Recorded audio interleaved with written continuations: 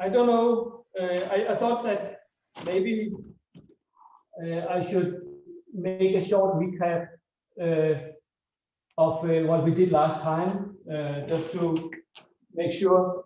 So the point is, of course, the Jarlskog invariants, which we defined last time, which was a monster or object with 4 arguments. It was defined like this: imaginary part of the trace of I, V, A, V dagger, J, V, B, V dagger here. So that was the definition, and V is this CKM matrix, this rectangular matrix, but of course in physics it's a square unitary matrix, but we have generalized this to a rectangular matrix. And then we had if you didn't follow the details last time, I mean, let's just focus on the main point. The main point is that we have this rectangular matrix, complex matrix, and then we have an action by a subgroup of the unitary group acting from left on this rectangular matrix, and then we have a subgroup of unitary matrix from right acting on this rectangular matrix. And the point is, we are asking, the mathematical question we are asking, when under this symmetry of these unitary matrices acting from left and right, can we make this complex matrix real? That's the point, because if you can do that, then there's no CP violation. And to help to classify whether we can do that, we introduce these Jarlskog invariants, where these arguments lives in the double cumutant of the of the unitary groups, and therefore they are these invariants here. They are actually invariant, as the name say, under this residual group action. So it's of course not true that when you have a rectangular complex matrix, that when you act with some subgroup of unitary matrices, you can make them real. But if you assume that that Jarlskog invariants all vanish, perhaps you can do it. That's what we would like to see. That is the mathematical matrix problem that we would like to solve. And of course, I should say that the size of this unitary matrix that group that acts from left and right has to do with whether the masses of there was mass degeneracy of the up quarks and down quarks, and if there were no mass degeneracy, then the group we are acting with is just a bunch of U1 factors. But that can grow if there is a mass degeneracy. So that's the main point. So hopefully all understand this part. Then let me recap the results that we found. So we looked into the non-degenerate case, where these unitary groups are just U1 factors, and then we looked at so this is supposed to be some rectangular matrix, and then we introduced a so-called Echelon cross, which was which just said that here on the in one column and in one row, all the elements, matrix elements, are equal from 0. If this is the case, then we would say that this is an Echelon cross. And so we have these U1 factors acting from left and right on here. on this map here. And the Jarlskog invariant, they are, in this case, it becomes, they just becomes basically the two row indices and two column indices. So a Jarlskog invariant, maybe if you use another color, would be typically associated with a square of points here. So this would be a typical Jarlskog invariant, and there will be one invariant for each. What does it say? Square? I shouldn't say square. Rectangle of points. So that's how many. There's of course many Jarlskog invariants, and we saw last time that if it's non-degenerate, so that was the case for last time, and all the Jarlskog invariants vanish, and it has an echelon cross, then we prove that it's equivalent to a real matrix. So that was the most important result from last time. The next result we proved was that it's still non-degenerate, but if there's at most two rows or columns, then we don't need the echelon cross. And if all the Jarlskog invariants vanish, then it's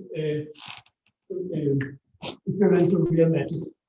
And the third case we saw, so I mean, the echelon is really, really nice because that just means that you have to investigate in more detailed cases where you don't have an echelon cross, and of course the degenerate cases which we will get to today. But let's we for instance studied a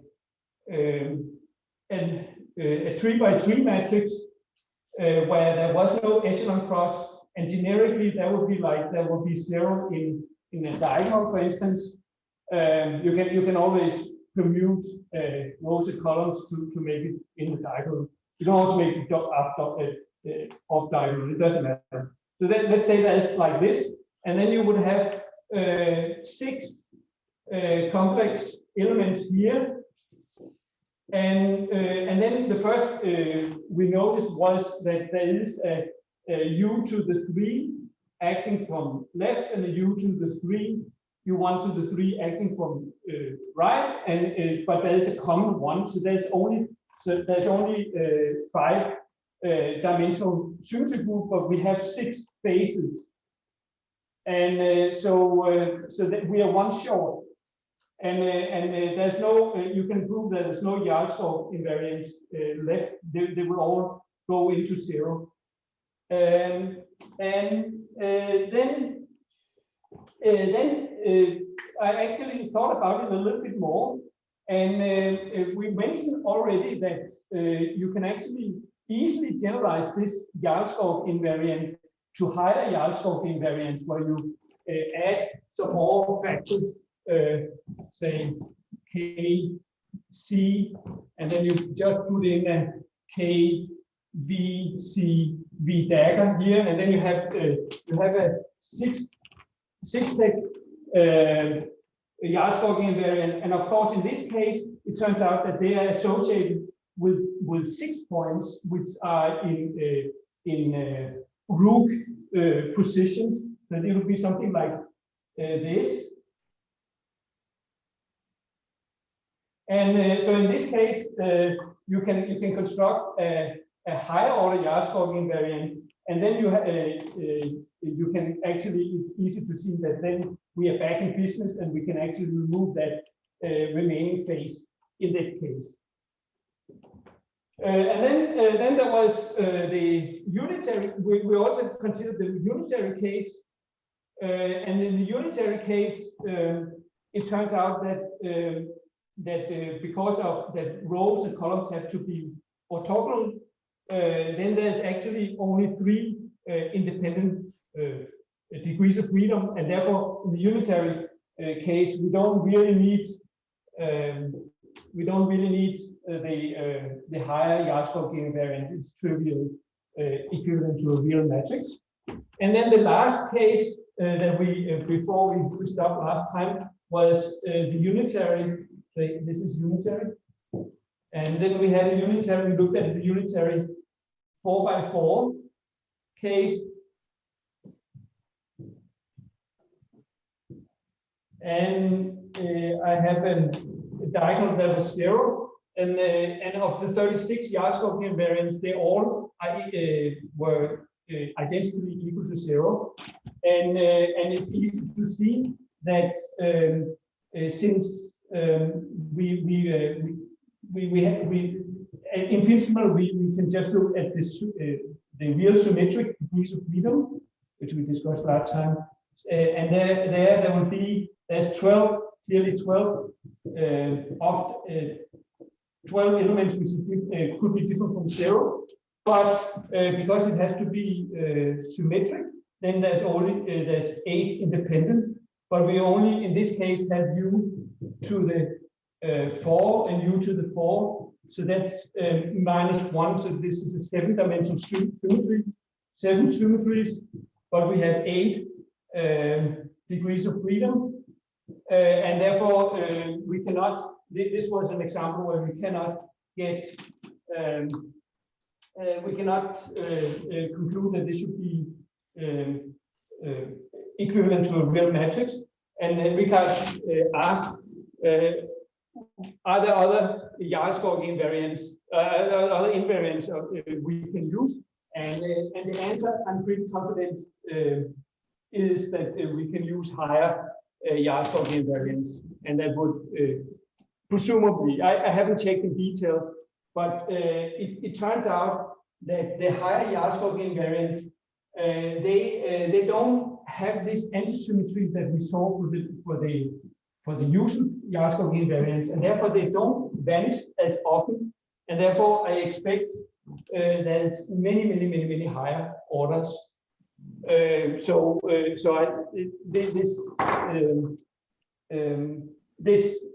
This I don't have any final saying about, but I think I still have an interesting point that you really need the higher ones if you want to classify. So what is your conjecture that if you're starting with a unitary matrix, there are always higher order Jarlskog invariants enough to classify if it's real or not?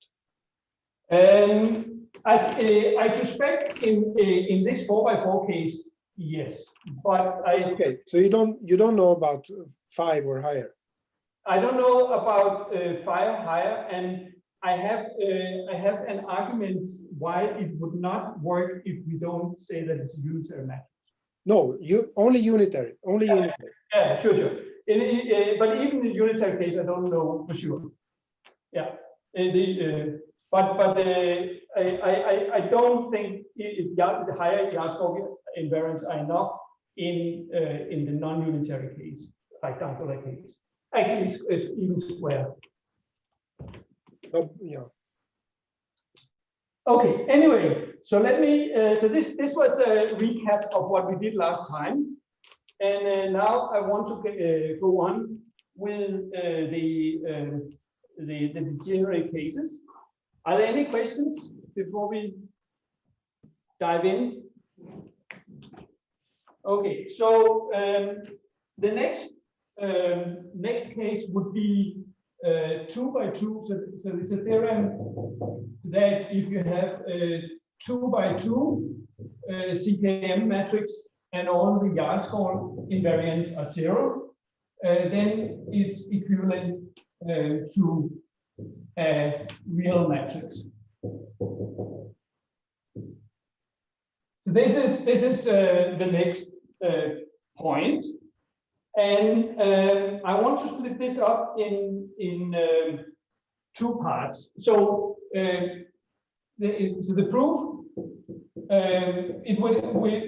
we want to actually use the proof in itself is not so interesting. We want to get a feeling for how much can we do,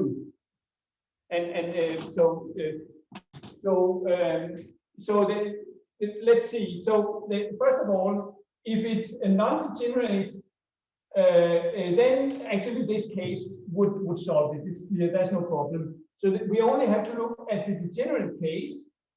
And in the degenerate case, there's no Jarlskog invariant left because it has to be antisymmetric in these entries. And that one of them would, then the next case we can think of would be where we have, say, two U1s, and then we have a U2 here. So this would be, and then of course we flip the opposite situation. So this would be the next situation, and so we want to see if we can make this 0. Actually, yeah. So we want to see if we can make this real. And since there is a redundant U1 factor, then I can put it on here. So let me just put this to be SU2 to get rid of the redundancy between left and right. So now we will see whether we can make this real. And it's interesting to generalize a little bit this problem. So we consider where we have more down forks. So let's say we have a number of down forks. Of course, for the proof, we are only interested in the first two. But let's see. It's interesting when we analyze how much we can do to make it real. How far can we go? So the first thing I want to do is that let me call this A and B for the first column, maybe A prime, B prime, and so on. A double prime, B double prime, and so on. The other thing, so now we have to go into coordinates and so on. So therefore, I need a parameterization of SU2. Can you read this? By the way, is it pinned? So you can see me or you see all.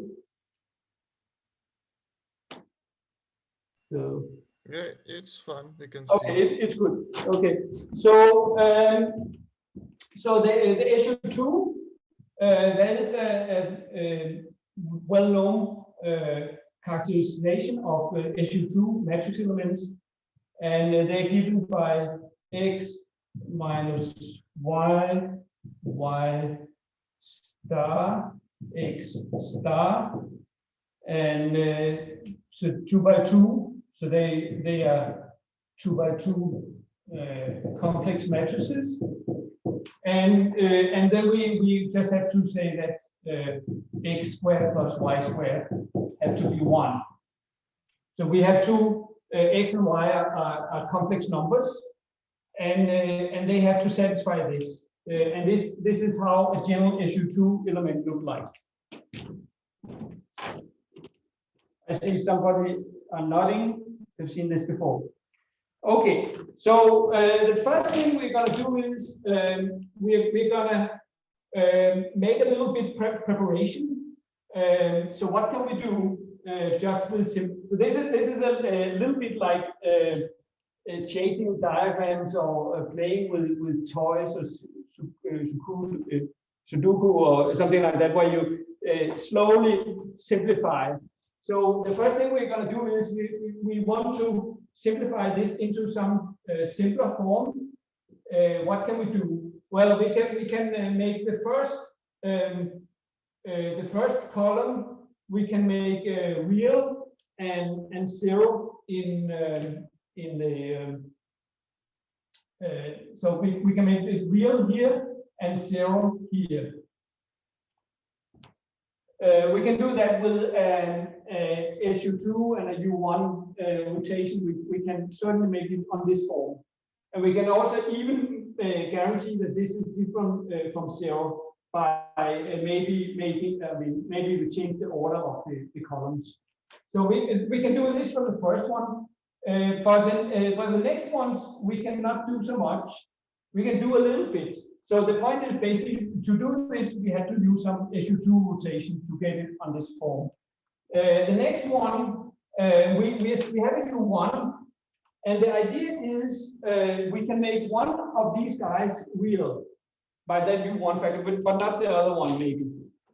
But what we can do in a more symmetric way is that we can think of these two numbers, the two complex numbers, and I can draw the two complex numbers. It would be like two vectors in the complex plane.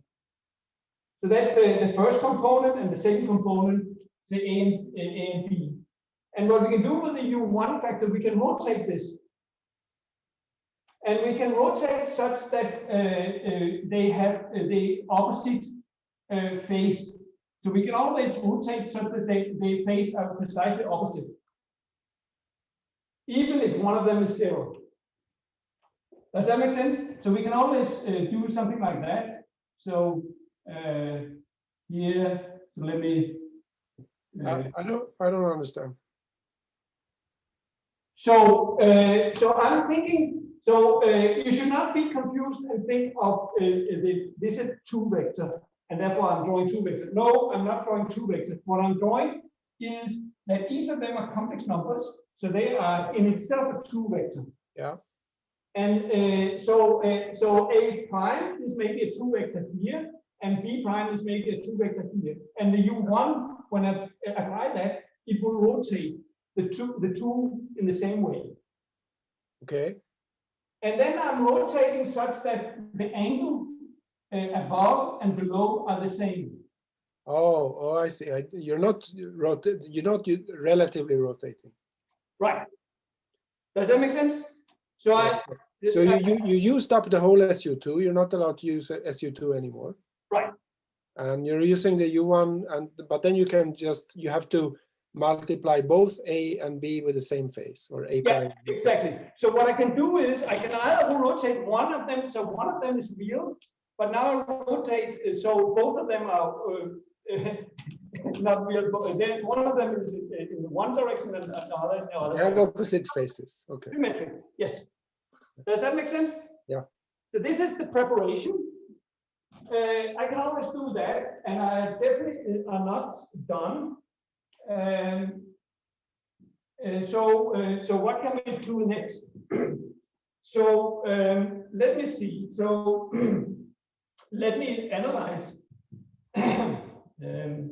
why when we so let me apply this SU2 transformation to a generic column vector A and B, which we already have prepared in this form. And let's see. So we get this.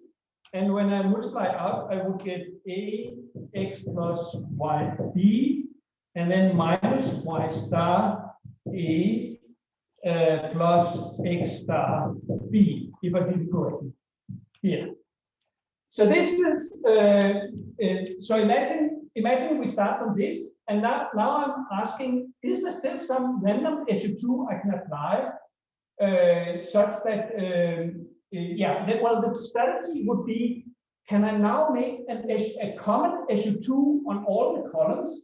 And the result I would like to have is that after I have done that, then these two arrows should point in the same direction.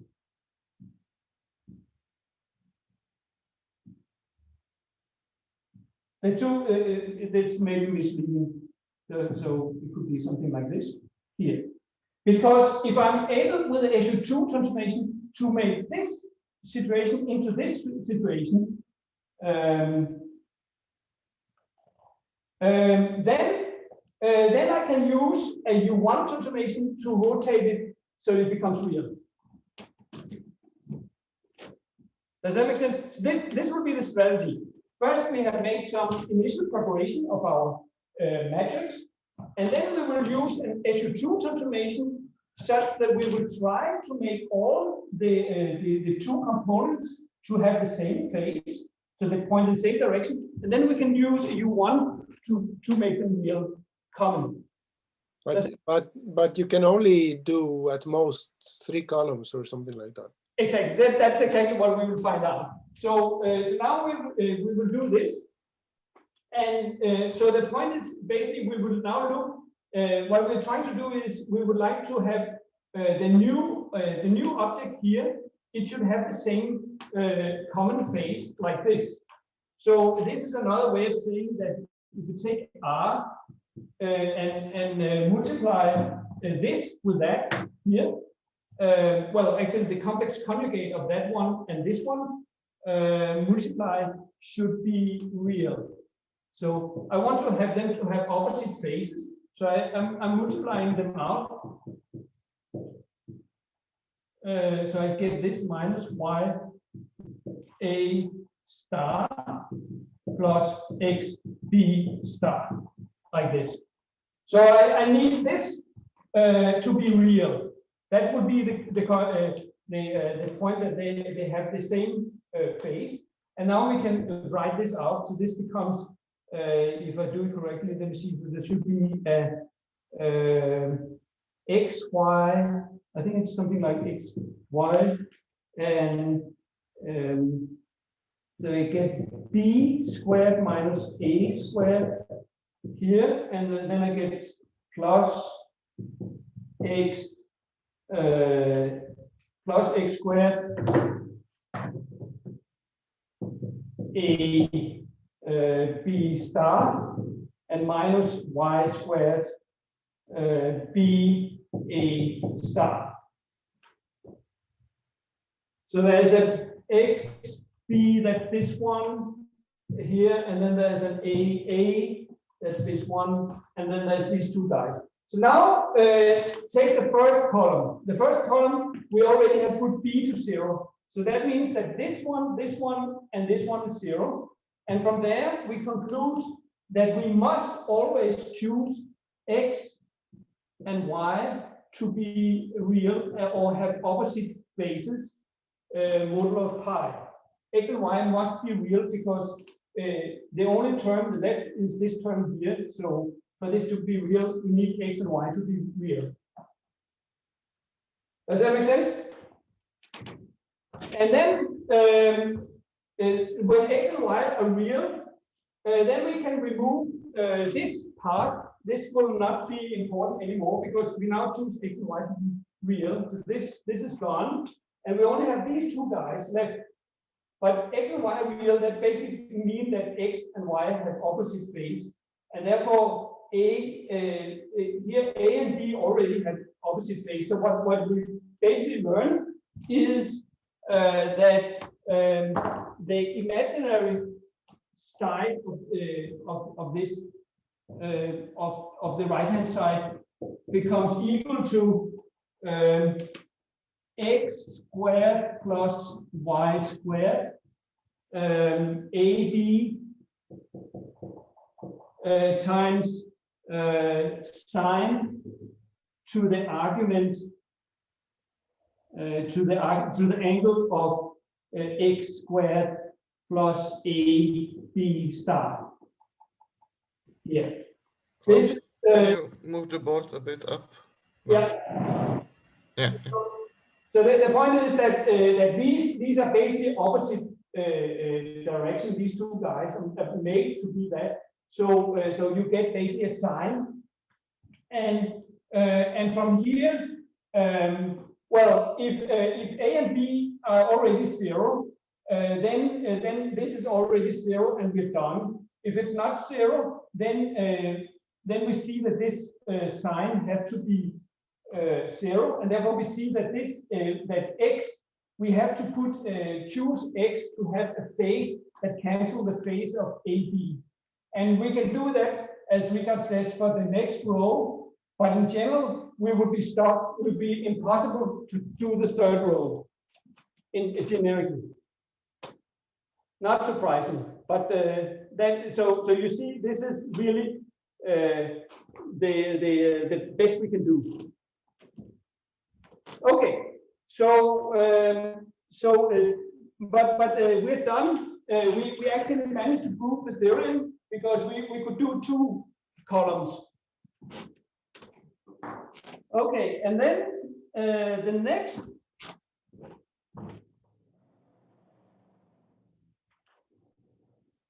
theorem is the unitary 3 by 3 case. So if you have a 3 by 3, but then we have to include unitary V, and all the Jarlskog invariants vanish, then V is equivalent to a real matrix.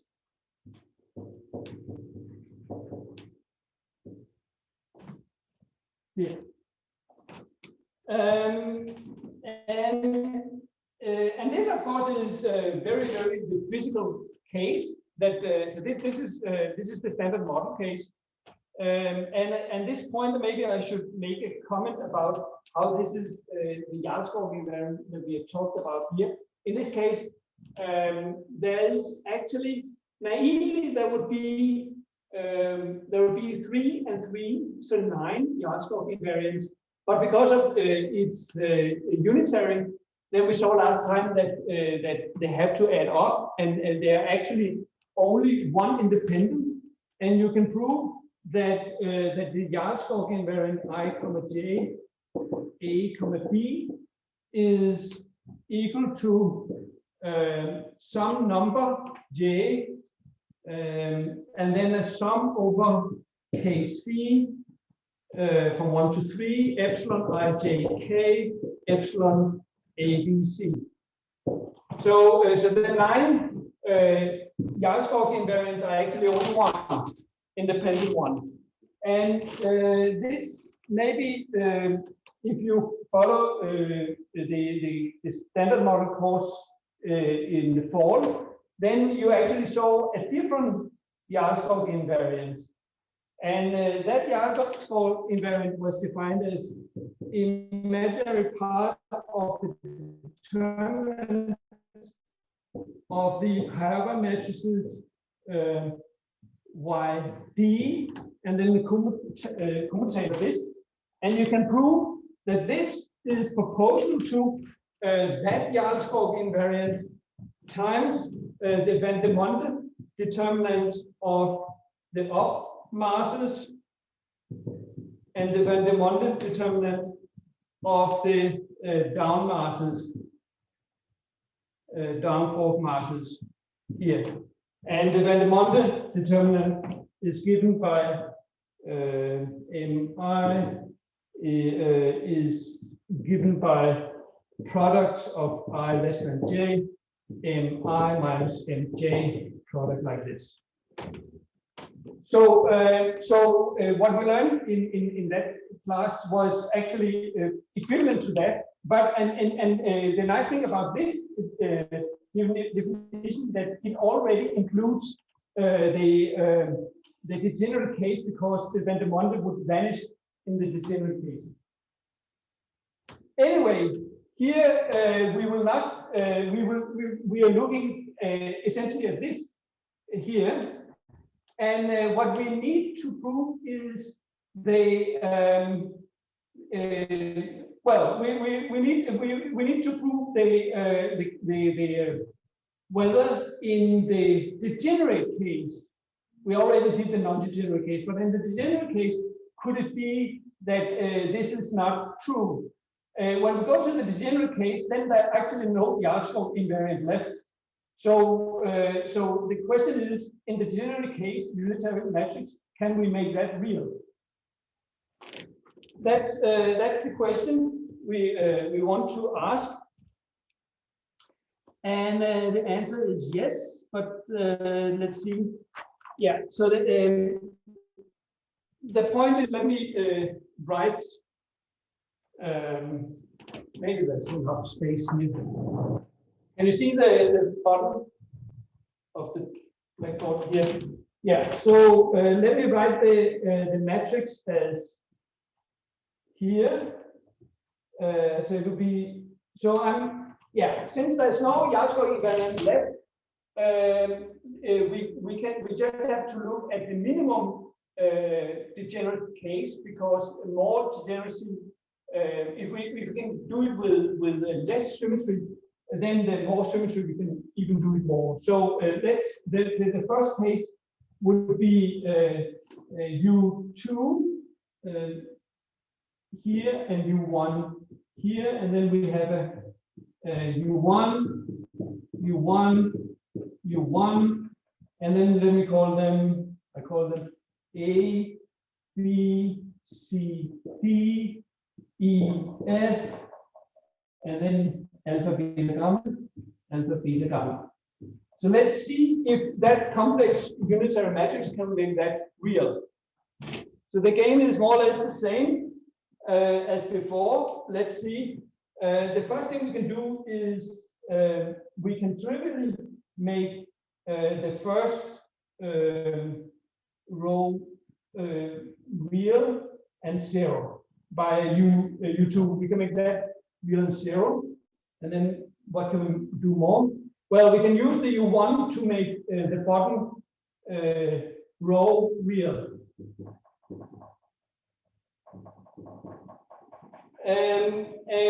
So we are left with 4 elements C, D, E, F here. And the thing we can do more is that we can now start to multiply together columns.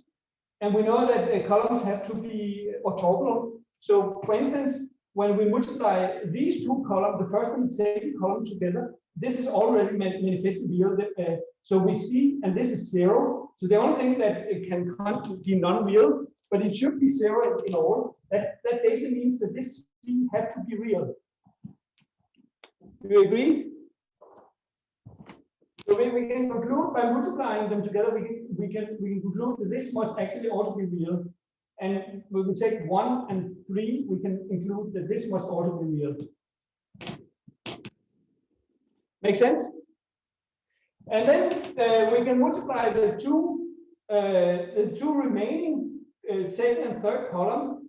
And when we do that, then we see that D and F must have the same phase. So this means that D and F have the same phase. They're pointing in the same direction.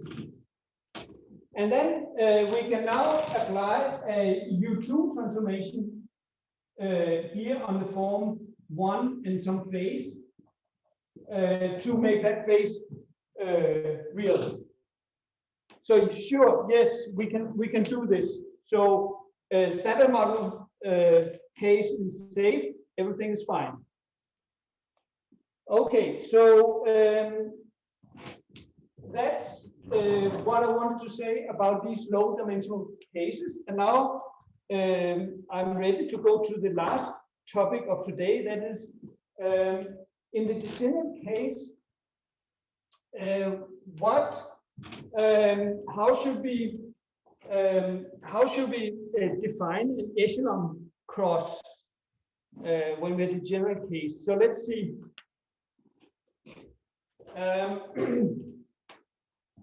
So let me draw a cartoon of. I will focus on the case where we only only U1 and U2 factors. I don't know, or I suspect that it is. I don't know how to generalize to higher degeneracy than that. So we'll start with that. So let me draw. So that means that I have a bunch of U2 and U1 factors, and of course order all the U2 first, and then the U1 next. So let me draw here a U2, here a U2, and then maybe a U1, something like this. And here we have U2, maybe one more U2, and then we have U1s here.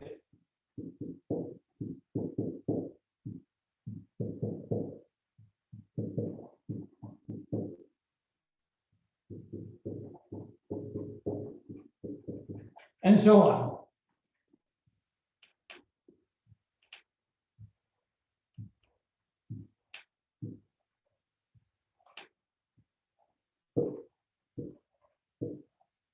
Like this. Okay, and I guess this here. So the next thing is that we want to have a generalization of echelon cross, and I don't know how to make a double. So let me call these for doublets and singlet columns. So I don't know how to make an echelon cross in doublets, but I want to make it in singlet. So I can only give the definition for singlets, and then we can move the echelon upmost as possible. So I will now imagine that the echelon should be here.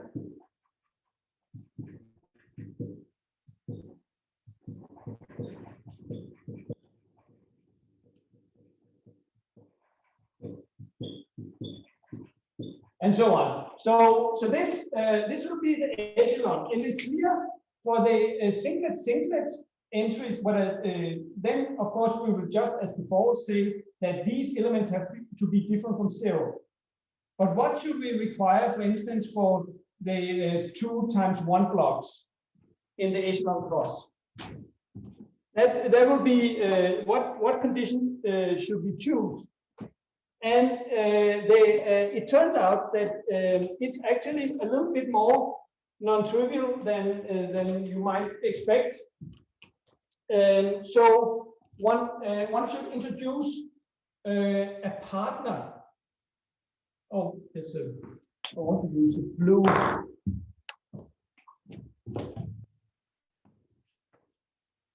Here. So one should introduce a partner for each doublet. Here, we should introduce a partner here, which cannot be in the doublet sector, something like this. And similar here, there should be a partner here and here. And these partners, of course, I probably want to call these co-partners here. So the point is that these two guys together have to satisfy a condition, and the condition is that the partner and the echelon element here, they should not be parallel, and they should not be perpendicular. So this and the same for the co-partners here, that these two, this and this, should not be parallel, and they should not be perpendicular, and so on for the other partners here. And this is not enough. We need one more condition. So the point is now that together with the partners, they can have echelon children. So there will be an element here, there, and there will be an element here, there, and there will be an element from that and that, here and here and here. This will be echelon children. And for the echelon children, you have to assume that they are also different from 0. So this is how we will make an echelon cross in the degenerate case for the case where we only have U1 and U2 factors, and I only know how to make the cross when I'm using U1. So if there's no U1 factors, then I cannot make a cross. So and then the game is to see if we can now, with the symmetry and the Jarlskog invariants that are vanished, can make this matrix real. So that's the idea.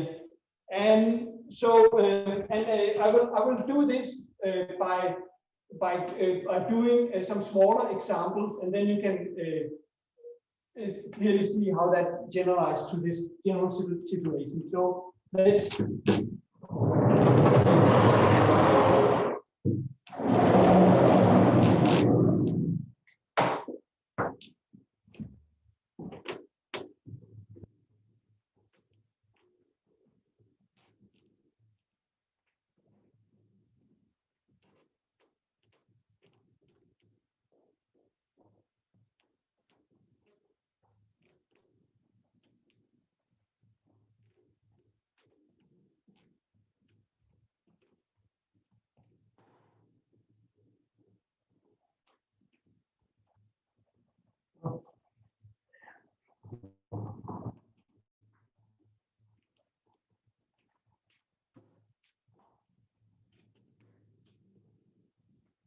There. Okay, so the first case is that we're looking at a 3x2, something like this. This is the first case. We're looking at 3x2 here, and we have a U1 here, a U2, a U1, U1, and U1, and then we have an echelon cross. So we have, let's imagine that this is A, that's a 2 vector, C, D, and this one we assume is a partner, so we have a B here, like this. So this you should imagine is a specific part of the big general case, and we want to see if we can now make this real. And the point is now that in this case we already know that we can make a 2x2. That was actually we can make this part real. So this we saw before. We can make this real, and then we have this, and then we are going to use the Jarlskog invariants to so we can look at the Jarlskog invariant J J12 3 1 2, and then that's equal to imaginary part of B vector dagger A C star D. So this is the Jarlskog invariant, which takes so this is notation that you take the 1, 2 rows, which is degenerate, and then the third row here, and here's the first and the second column. And when you use the definition of the algebra, you get this expression. And so here we see that we have already made A and B real, so this can go outside the imaginary part. And here it's very important that A and B are not perpendicular, because then this would be 0 trivially, but they're not perpendicular by the assumption, so we can move this out, and therefore we see that C and D must have the same phase. So we see that C and D have indeed the same phase, and then we can use a U1 transformation to make them real. This is the first case. The second case goes like this. So here we have a 3x3 submatrix that goes like this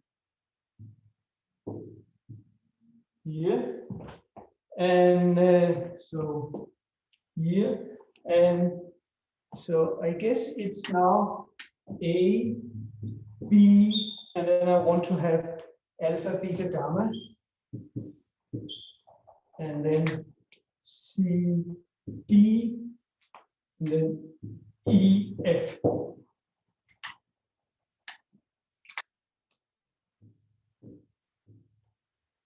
So we are analyzing U1, U2, U1, U1, U1. So the point is basically that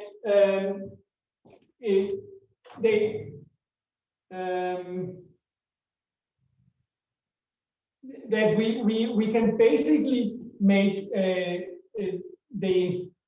what we're trying to do is we can make the cross real, and then we can make, I mean, for instance, the singlet things, they, because of the echelon, would trivially also be possible to make them real over here.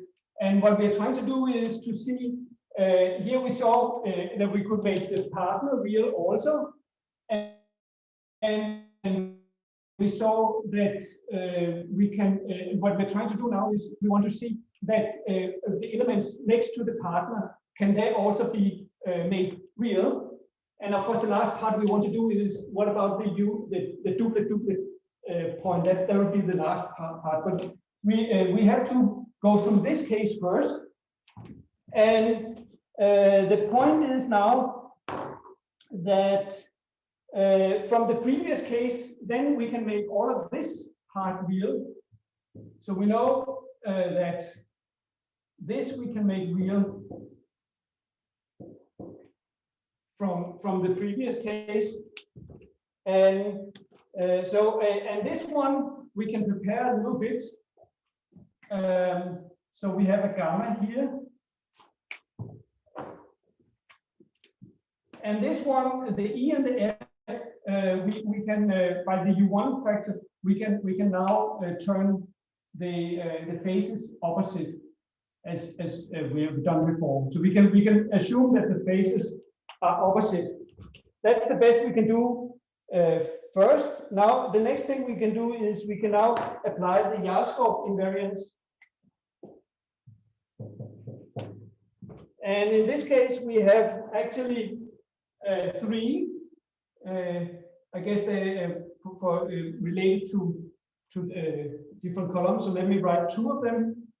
So 1, 2, 3, 1, 3, and there will be another one which is 1, 2, 3, and then I will take 2, 3. I think yes, 2, 3, and then I get that this is proportional to imaginary part of, and it basically becomes AE plus BF gamma star, and this one becomes imaginary part of CE plus DF gamma star. And then the point is that that these guys, so this element here, I mean this is just a scalar product, and there's no star here because much of it is already real. The E and the F are of course complex, but I instead of putting complex conjugate on E and F, I put the complex conjugate on gamma to have as few complex conjugate as possible. So this is the two Jarlskog invariants, and then from here we conclude that we need that this number here and gamma have to have the same phase, and this number here and gamma have to have the same phase. So these two numbers have to have the same phase. So we do the same trick as before, that AE plus BF times CE plus DF should complex conjugate should be real, and then we can multiply it out. And the only thing that's not already so for instance, the first term they have an E and an E complex. That's the only thing which is complex here. C and A are already real, so that doesn't contribute. And the only thing we are interested in is the imaginary part of the two terms which are not already real. So there will be ADEF star plus BCFE star. So we want to look at the imaginary part of this, and that should be 0. And when you think about it for a while, then you see that this is actually the same as AD minus BC, and then EF, and then sine. And now we will use that we have prepared E and F to have opposites. So therefore, E and F, F would have the angle twice. This would be twice E angle, so we get sine to twice the angle of E here. And from there, we conclude this here. That turns out actually to be the determinant of the two here. This is why we cannot the partner and the echelon here, they cannot be parallel because we need this to be different from 0. And then the E and the F. So you can go through the different cases. Here you basically land up that either E and F are one of them is already 0, or you the angle of E is a multiple of pi sec, pi half sec. So that means that it's either imaginary or real. And the point is basically that in both cases we can rotate by a U1 transformation to make this real. So we can assume that E and F are real. And when E and F are real, then the only thing complex left is gamma here. And then we see that since this has to vanish, and not all of this cannot be 0, then we see that gamma must be real as well. So you see, it's an argument. You can build it up and get to the conclusion that everything is real or can be made real. And then, so the last version of this is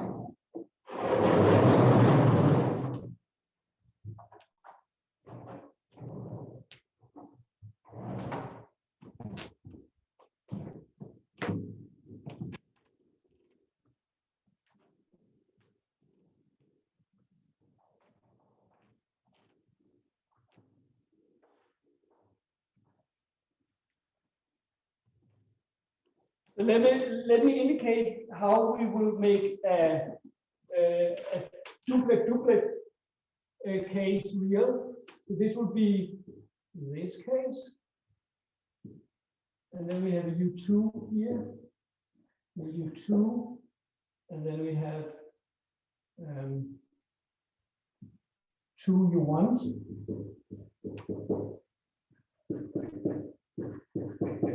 Here. And let me call them, so we have a C, and then I want to call this beta, gamma, alpha, delta. The delta is the child. And then we have a matrix A. Oh, that should be black, of course. Yeah, and then we have A, I want to call it probably A, and then we have two, we have a partner D and a co-partner B, like this. So this, we now want to make this real, and what we can do is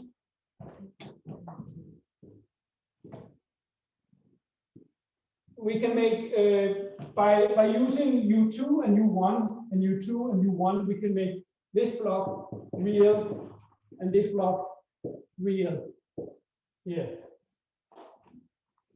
And then we can use the same argument as before to ensure that the phase of these two guys have the same phase because of, I guess it's the Jarlskog invariant here. So we can also conclude that the phases here and here are the same. And the same argument applies actually also here. So we can also, and then we have the same phase also as this guy here. So we can make this real, and we have A here. So we can get to this position. And the next thing is that that we can actually. So I think I convinced myself that we can actually make make this also real. So I guess the point is basically that we are gonna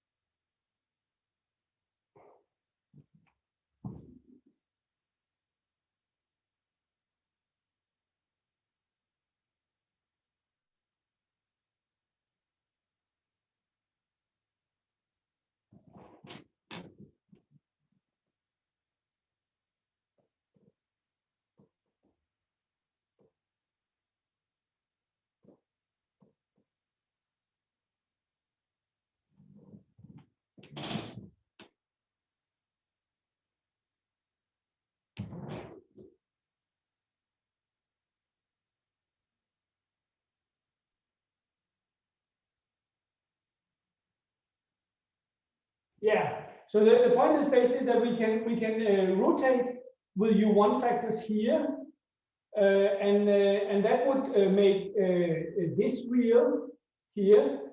But then we'll destroy the real here. But then we can compensate by making the opposite U1 transformation over here, so we can restore the reality again here. Does that make sense? So we can actually make it a little bit better. We can do like this, and so we have real, and we have an A, and then we have a real, and then we have a gamma here. Does that make sense? And the next thing we're going to do is that we are now applying the echelon cross. We know that this is this simplex entries, and we already know that when we have a cross of this, then we can always dominate and also get this element to be real by the Jarlskog. It has to be real by the Jarlskog invariant that we saw last time. So this is actually also real already. So yeah, like this. So the only thing that's left is this A block here. And the point is here that that this is equal to, so now you write down the Jarlskog invariants for so you actually have 4 Jarlskog invariants you can construct, and they go like roughly like this. It's J 1, 2, 3, 1, 2, 3. And then there will be a J 1, 2, 4, 1, 2, 3, J 1, 2, 3, 1, 2, 4, and J 1, 2, 4, J 1, 2, 4 here. So we have 4 Jarlskog invariants which are 0, and when you work it out, they are proportional to, and this is where we need that the child is not 0. It turns out the child, we already know that the child is different from 0. So, and all of these are also different from 0. So therefore we can, we only have to concentrate on the other 3 elements in the Jarlskog invariant, and they are on the form CT, A, and C is already real, so we can put the imaginary part inside here, and B, and then there's something similar, CT, and then imaginary part A, and then you get A, and you get B, T, imaginary part A, B, I think, and then the DT imaginary part A, and then you get A here, like that. And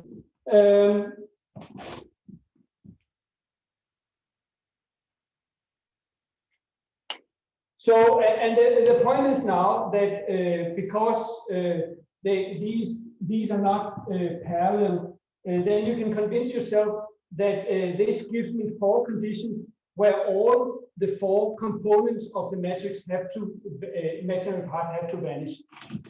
And so this gives that A have to be real as well. And that was the last point here.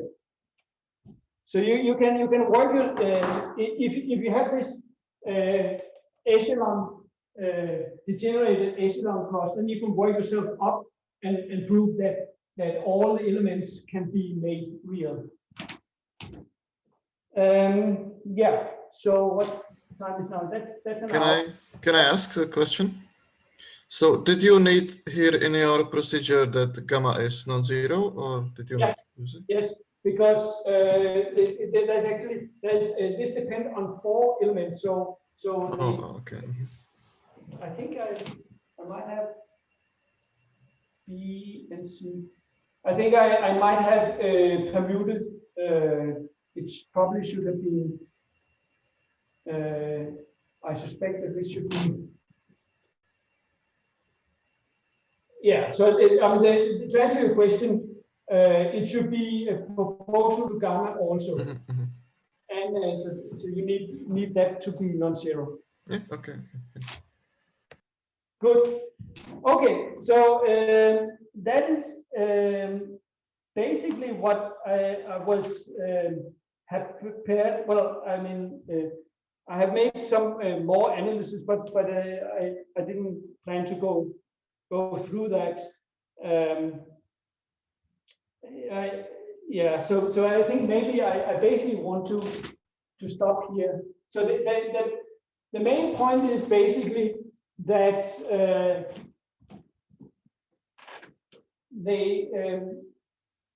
you can define at least for and go a little bit to the degenerate case and also still define echelon crosses, but it becomes as you can see, it becomes you need all kind of extra conditions to be able to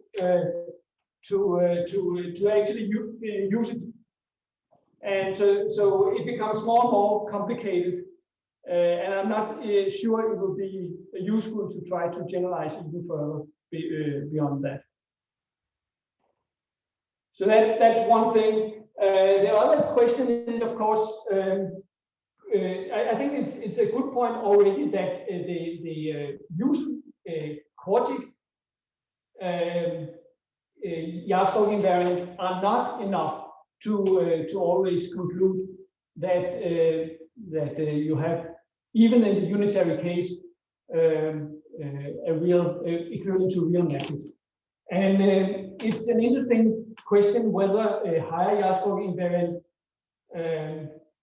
will resolve that, at least in the physical case with unitary matrices. I'm pretty sure that one case does not have cannot be resolved, and I can just mention it maybe. So that would be the case of where we have an SU2, SU3, and then a U1 here. In this case, I think that it's not if you don't have a high Jarlskog invariance, then it's definitely not enough. I'm talking about the case which is not unitary,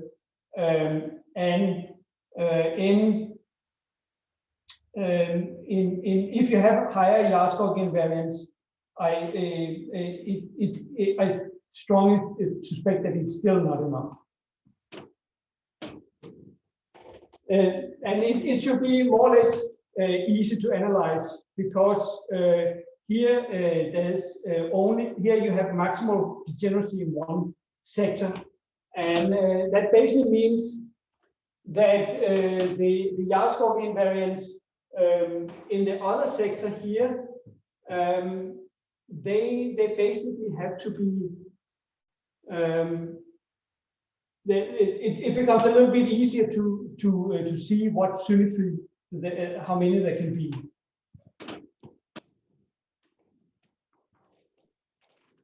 Anyway, let me stop here. And how come it's so difficult? I mean, if you're let's restrict to the unitary case, which is the physical case. So we're dealing with unitary groups. Everything is unitary, unitary from the left, unitary from the right, unitary in the middle.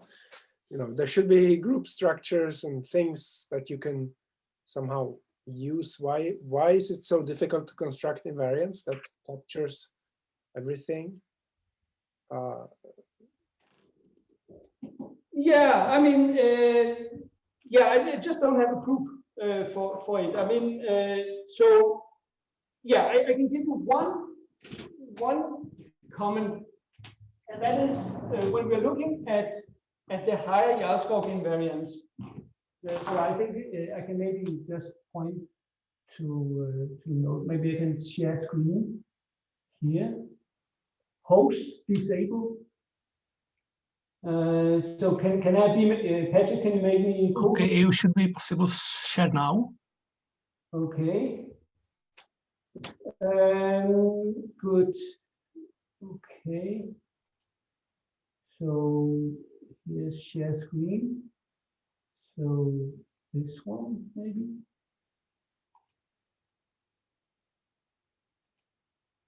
So share. Can you see this? Yeah. Okay, so and can I scroll on this one? Okay, so there's a higher Jarlskog invariance here.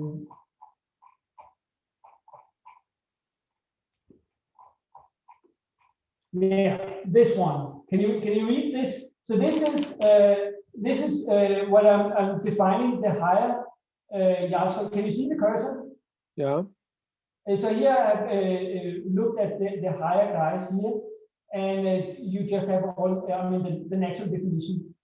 But then you can wonder what kind of symmetry do you have which replaces the anti-symmetry before.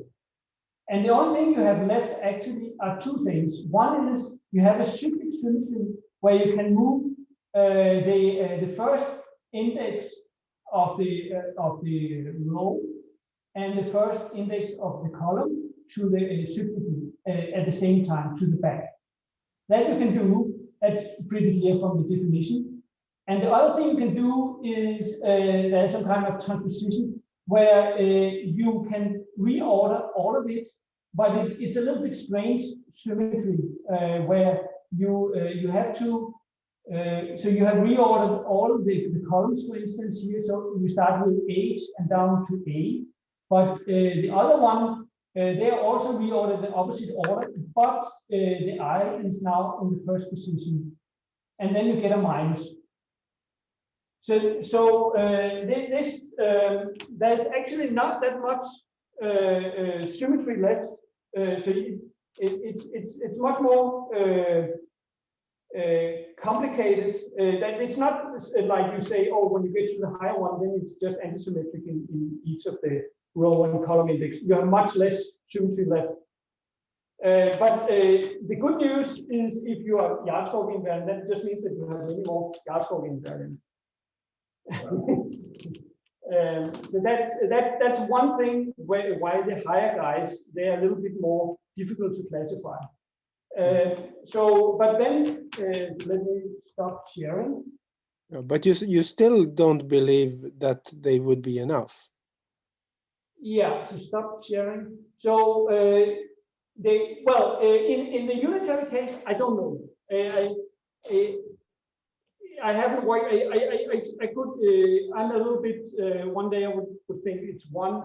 I would maybe suspect that the unitary case is just one dimension better well behaved than the non-unitary case. So I suspect that, I mean, what I often see is that what works, the unitary case works 1 degree higher than the non-unitary case. So I would suspect maybe it still will break loose higher up. But I suspect for the 4x4 generation unitary case, everything is fine. But fifth, I don't know. Concretely, I have this example in the non-unitary case, which I think the higher Jarlskog invariants will not give you much. And there will be too few. There's too little symmetry, too few Jarlskog invariants to actually make this work in this case. So let me ask another thing. So when you have degeneracy, so the groups, the unitary groups you can use on the left and on the right become bigger. You have more freedom to make things real, so to speak. Yes, but fewer Jarlskog invariants. Right. So couldn't one say something like this, that if you don't have degeneracy and you can still make the thing real, when you get degeneracy, you can still make it real, although maybe you don't, your Jarlskog invariants are not enough to tell you that you can make it real. But you can sort of go back to the less degenerate case, and if you can do it there, then you should be able to do it in the degenerate case. That I don't follow. I think I've started just whether you can make it real, and I doubt that.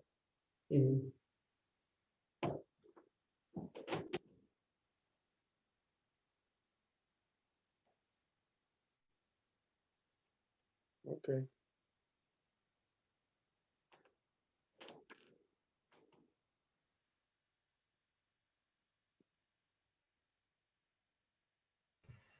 Okay, do we have any more questions or comments?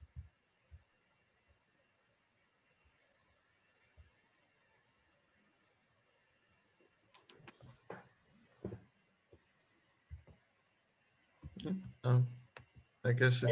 Yeah, I can say one more thing is that as you see here, I mean, one thing which is I think is a problem is when there's many Jarlskog invariants in the game, it's difficult to say how many of them are actually independent. That becomes more and more complicated. So today, I mean, the things you have seen is either there's so few Jarlskog invariants that you can actually work with it, or you have some general argument where it just works like in the non-degenerate case. So when there's really many Jarlskog invariants, it's difficult to make this naive counting of degrees of freedom. Yeah, maybe I'll ask one question. I'm not sure if it's a good question, but so what is the importance or interest in doing this for other cases than the standard model? Is it, for example, possible to use in some grand unified theories where you have like different structure groups? Or I must admit, I'm a little bit more theoretically minded. I think it's for me it was an interesting metrics problem. It's one more bag of tricks when you learn linear algebra and matrix theory, then you learn how to find eigenvalues and so on. And now this is another one. When can you by some symmetry transformation make a complex matrix real? So it's fundamentally just a mathematical problem, and you can imagine that actually pops up in many situations, not just generalizations of the standard model. Okay, thanks. Yeah, so do we have any other questions or comments?